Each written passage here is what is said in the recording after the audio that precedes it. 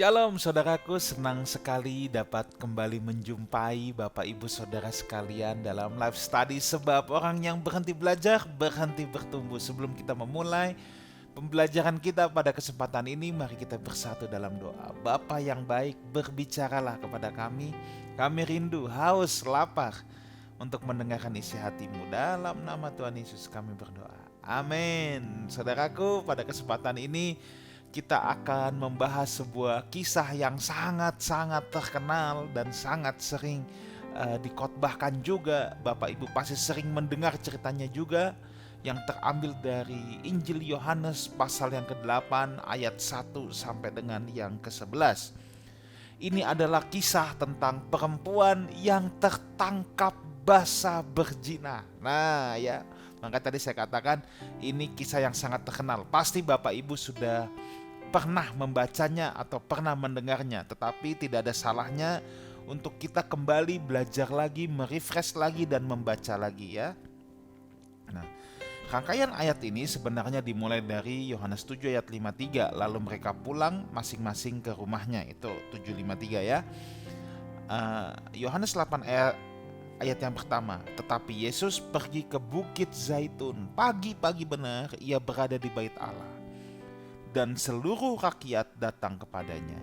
Ia duduk dan mengajar mereka. Saudara bisa lihat Yesus ini punya passion yang kuat sekali dalam mengajar. Saudara, Yesus mengajar itu jauh lebih banyak daripada mujizat yang ia lakukan.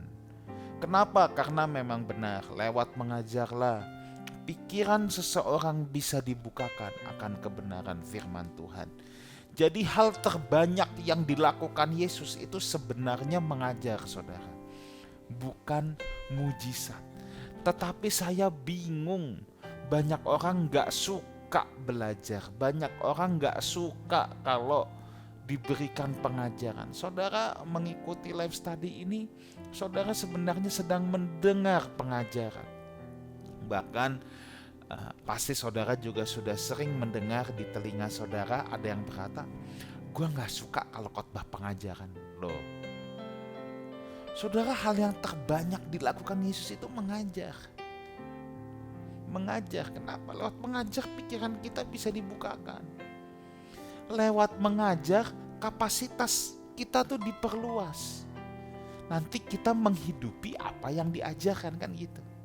Jangan bilang, nggak mau khotbah pengajaran yang real aja loh. Khotbah pengajaran itu real, saudara, untuk mengelevate, untuk meningkatkan kapasitas berpikir kita, lalu kita belajar menghidupi apa yang kita pikirkan. Kalau soal orang kemudian tidak menghidupinya, itu urusan lain, tapi jangan disalahkan khotbah pengajarannya ya. Jadi saya mau mendorong Life House Community, kita harus suka belajar. Kita harus suka yang namanya mendengar pengajaran. Jangan sampai kita mencari mujizat daripada lebih dari mencari pengajaran. Sebab mungkin mujizat yang dilakukan Tuhan Yesus itu hanya 20% dari pelayanannya, 80% lagi pengajaran. Pengajaran itu sangat penting. Itu yang membangun fondasi iman kita. Fondasi iman kita tidak bisa dibangun di atas dasar mujizat. Itu pasti rapuh sekali, saudara. Pasti rapuh ya. Nah, makanya Yesus tidak menyia-nyiakan kesempatan, dan sangat baik juga karena banyak rakyat di situ begitu antusias mau belajar kebenaran. Dan di situ dikatakan pagi-pagi benar, butuh pengorbanan, saudara. Baik dari sisi Yesus maupun dari sisi pendengar. Dari sisi Yesus, dia dengan antusias ingin mengajar, ingin memberitakan pengajaran Injil Kerajaan. Dari sisi pendengar juga pagi-pagi benar. Coba, ini kan butuh ada pengorbanan, saudara. Yang mau bangunnya siang udah nggak bisa dengar Yesus khotbah, saudara. Tapi begitu banyak orang yang antusias datang, kan luar biasa. Saya teruskan ayat 3-6 sekarang. Maka ahli-ahli Taurat dan orang-orang Farisi membawa kepadanya seorang perempuan yang kedapatan berbuat zina. Mereka menempatkan perempuan itu di tengah-tengah lalu berkata kepada Yesus, Rabi, perempuan ini tertangkap basah ketika ia sedang berbuat zina. Musa dalam hukum Taurat memerintahkan kita untuk melempari perempuan-perempuan yang demikian. Apakah pendapatmu tentang hal itu? Mereka mengatakan hal itu untuk mencobai dia supaya mereka memperoleh sesuatu untuk menyalahkannya. Tetapi Yesus membungkuk lalu menulis dengan jarinya di tangan. Saudara, ahli Taurat ini datang untuk mencobai Yesus. Ini peristiwa ini pagi-pagi, benar. Ada orang yang lapar dan haus karena ingin belajar, tapi juga ada orang yang udah siap pagi-pagi, benar, dari awal. Ya, saya nggak tahu dia dapat info bocoran dari mana. Yesus sudah mulai mengajar pagi-pagi, benar. Tapi mereka begitu bersemangat, bukan ingin belajar, tapi ingin menjebak, ingin menjatuhkan, saudara ya. Ingin mencobai. Bayangin, dari pagi-pagi saja mereka langsung membawa perempuan yang ketangkap basah berzina. Ya. Memang suka saya dengar di khotbah ada yang bilang ini perempuan lagi berzina, ketahuan. Yang kita nggak tahu apakah saat berzinahnya.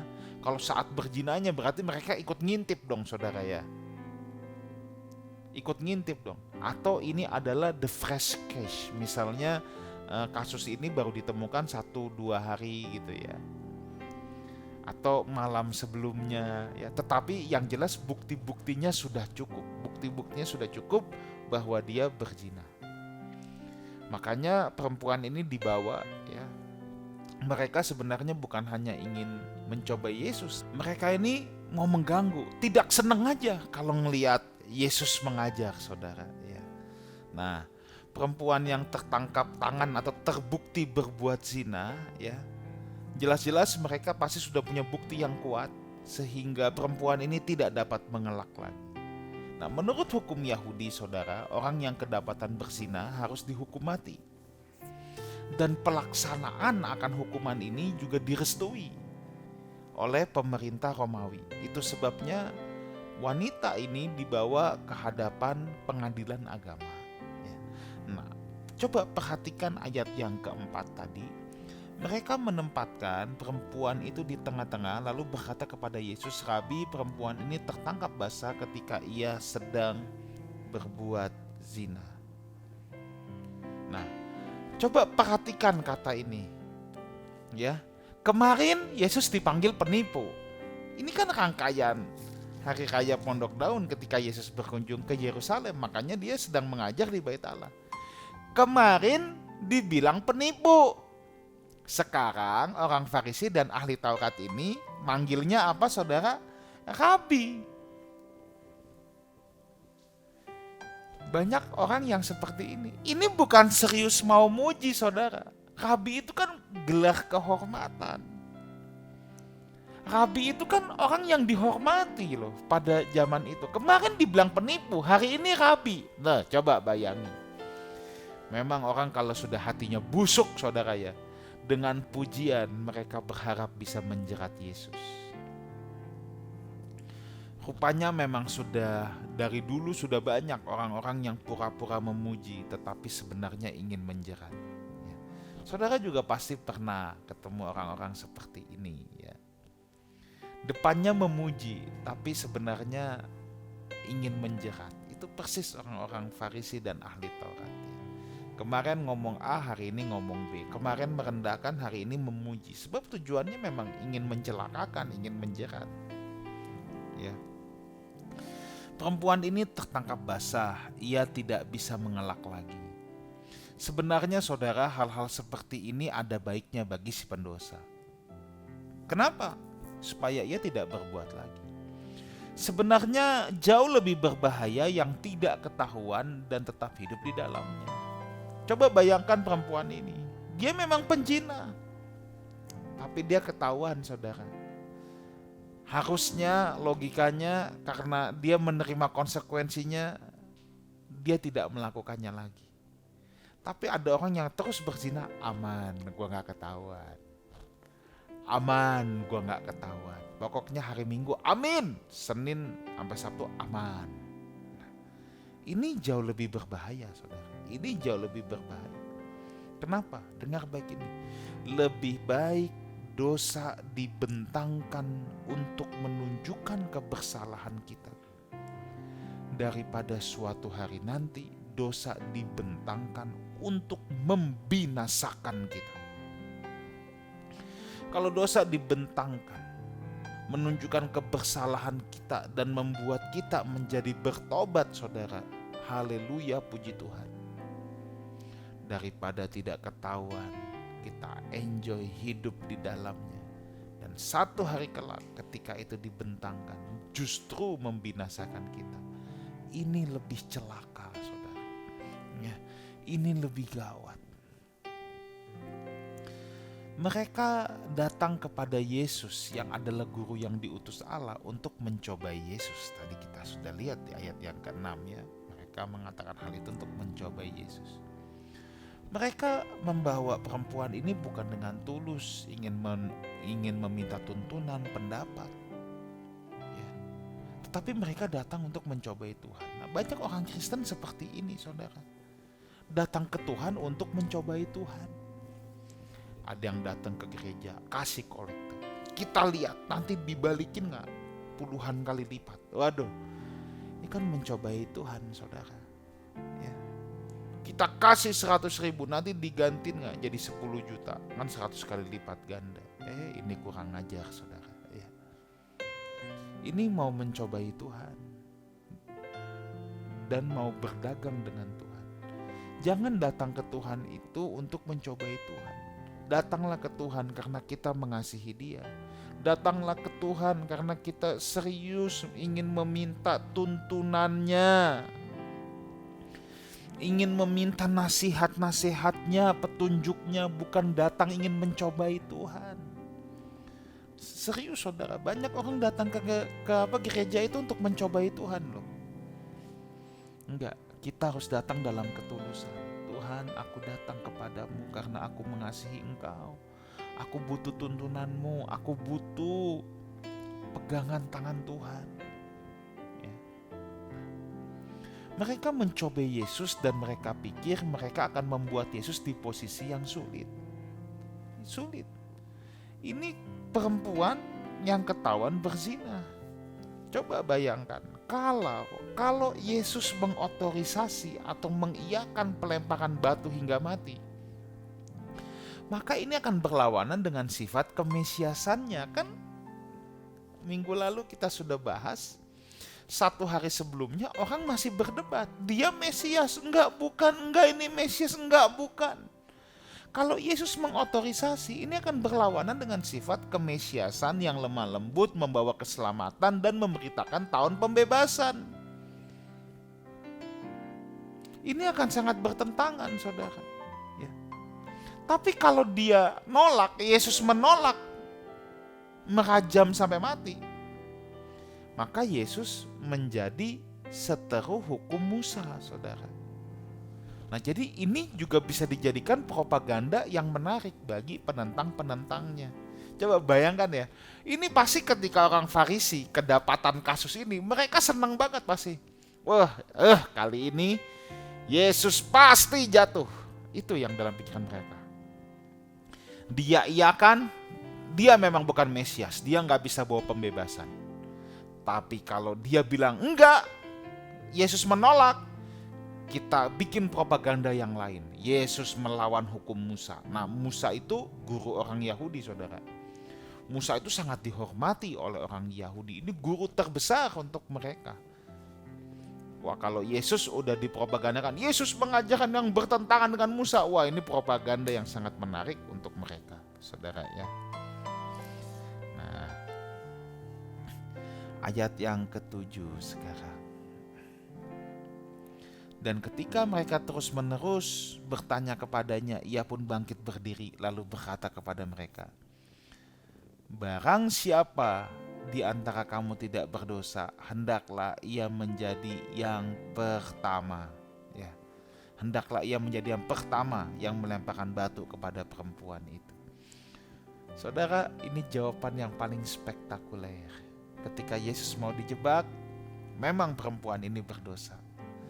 Tapi mereka juga lupa bahwa mereka juga berdosa dan lebih banyak lagi dosanya. Bahkan Yesus mengecam mereka dalam Matius 23 bahwa dalamnya mereka itu seperti kuburan yang penuh tulang belulang. Artinya apa? Kotor sekali. Dari sini kita bisa belajar apa, saudara? Memang manusia itu punya kecenderungan senang dan jelas melihat dosa orang lain, tetapi rabun bahkan buta terhadap dosa dirinya sendiri. Kita seringkali keras terhadap kesalahan orang lain, tapi kita lunak kepada diri kita sendiri. Keras trik terhadap dosa orang, tetapi lunak terhadap dosa sendiri. Ya, saudara, inilah gambaran orang-orang Farisi.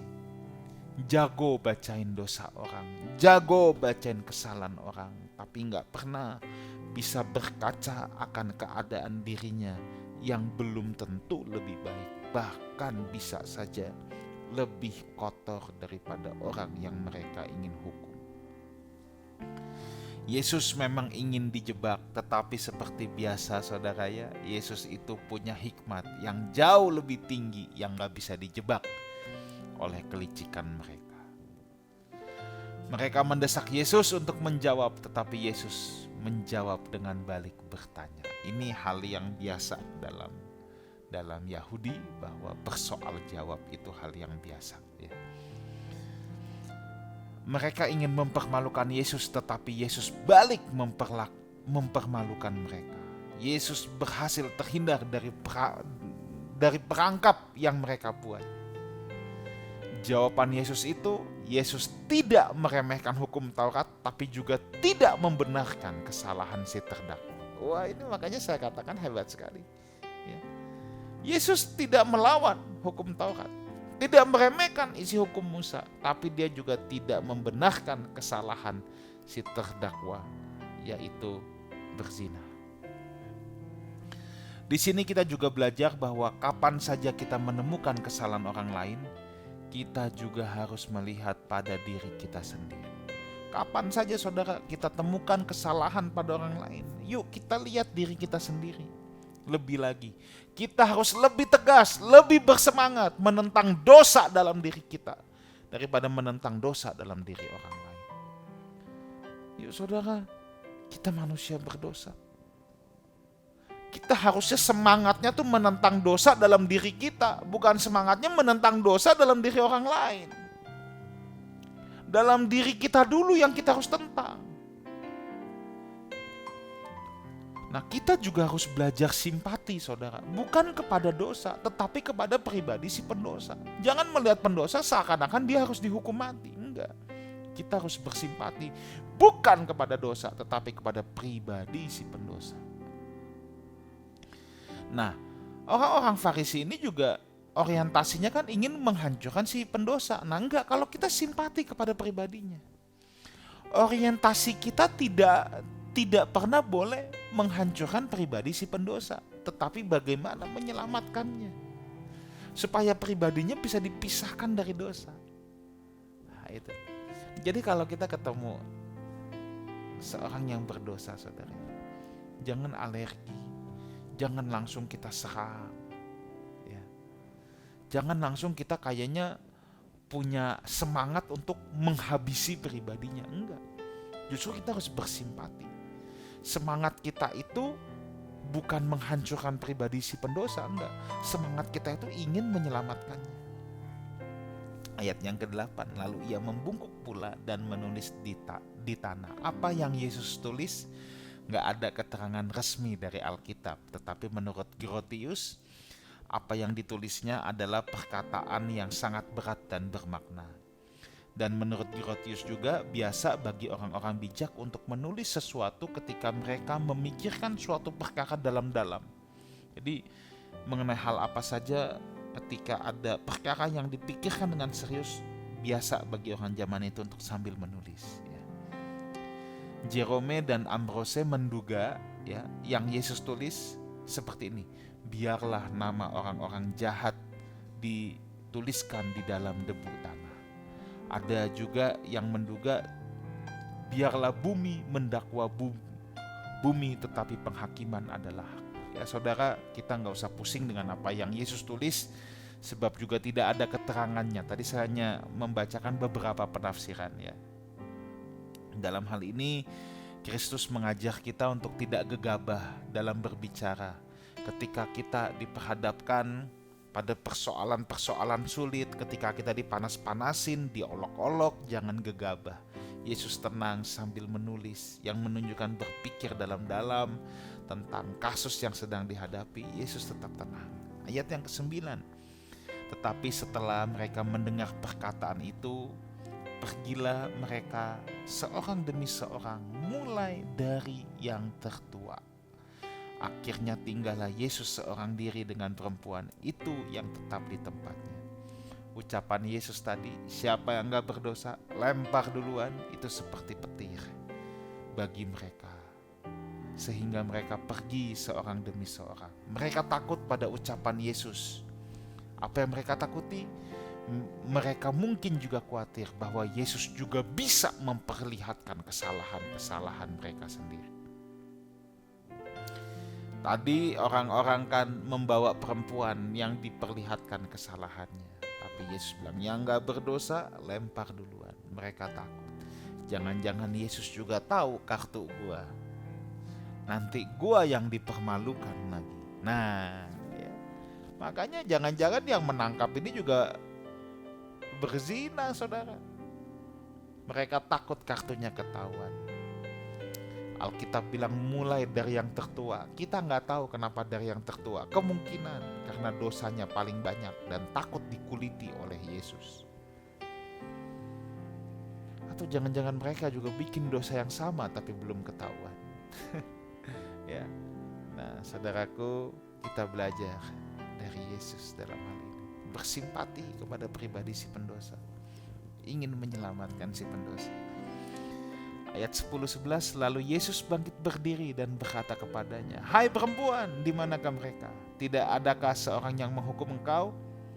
Jawabnya, tidak ada Tuhan. Lalu kata Yesus, aku pun tidak menghukum engkau. Pergilah dan jangan berbuat dosa lagi mulai dari sekarang. Dengar baik ini, penghakiman tidak pernah mengubahkan akan seseorang. Tetapi penerimaan bisa membuat seseorang berubah. Penghakiman tidak pernah mengubahkan, tetapi penerimaan itulah yang mengubahkan akan seseorang. Saudaraku, Tuhan menerima kita tanpa syarat. Tuhan mau kita berubah. Itu sebabnya Tuhan mengakhiri dengan kalimat, jangan berbuat dosa lagi dari sekarang. Tuhan menerima kita apa adanya, tapi Tuhan tidak mau kita tinggal seperti apa adanya. Ketika Tuhan menerima kita dengan seluruh keberadaan dosa kita, Tuhan terima kita ada apa adanya. Seperti kotoran tubuh kita penuh dengan comberan, Tuhan terima. Tapi Tuhan gak mau kita tetap tinggal dalam comberan itu. Tuhan mau membersihkan kita, Tuhan mau kita berubah. Makanya Tuhan bilang jangan berbuat dosa lagi dari sekarang. Oke, dulu kamu memang seperti dari dalam comberan. Aku terima kamu sama comberan-comberannya. Aku bersihkan sekarang. Tetapi kamu jangan kembali lagi ke kubangan yang lama. Kamu jangan masuk lagi ke dalam comberan itu. Makanya Tuhan menerima kita apa adanya. Tapi Tuhan tidak membiarkan kita apa adanya. Tuhan bilang sama perempuan itu, jangan berbuat dosa lagi dari sekarang. Kita tidak tahu bagaimana akhir kisah perempuan ini. Perempuan ini juga gak disebut namanya. Ya ada penafsir yang bilang ini siapa, itu siapa, ini siapa, itu siapa. Yang diselamatkan oleh Yesus, ini wanita yang kemudian datang mengurapi Yesus. Bisa saja saudara ya, bisa saja. Tetapi yang jelas saudara ya, Tuhan tidak bisa dipermainkan. Kalau perempuan itu memutuskan untuk kembali lagi, hidup dalam persinahan lagi, ingat Tuhan tidak bisa dipermainkan. Penghakiman tidak mengubahkan, penerimaan mengubahkan. Tetapi ketika kita diterima Tuhan, itu bukan kesempatan untuk kita mempermainkan Tuhan. Penerimaan Tuhan berikan supaya kita berubah, bukan supaya kita berbuat seenaknya terhadap dosa. Kiranya Tuhan Yesus menyertai kita semua. Amin. Mari kita berdoa. Terima kasih untuk kebenaran firman-Mu. Kami minta hatinya Tuhan, belas kasihan Tuhan dalam hidup kami, supaya kami bisa memandang orang yang berdosa dengan benar dan memandang diri kami sendiri juga dengan benar. Dalam nama Tuhan Yesus kami berdoa. Amin. Saudaraku, sampai jumpa minggu depan, masih tetap di Life Study, sebab orang yang berhenti belajar berhenti bertumbuh. Saya juga menantikan kehadiran Bapak Ibu Saudara untuk beribadah bersama di Wang Plaza lantai 2 jam 10 pagi. Bawa anak-anak saudara, kita ada Life Teens, ada Life Kids, dan biarlah kita boleh berfellowship bersama-sama, kita bisa mingle, kita bisa ngobrol setelah ibadah. Tuhan Yesus menyertai kita semua. Amin.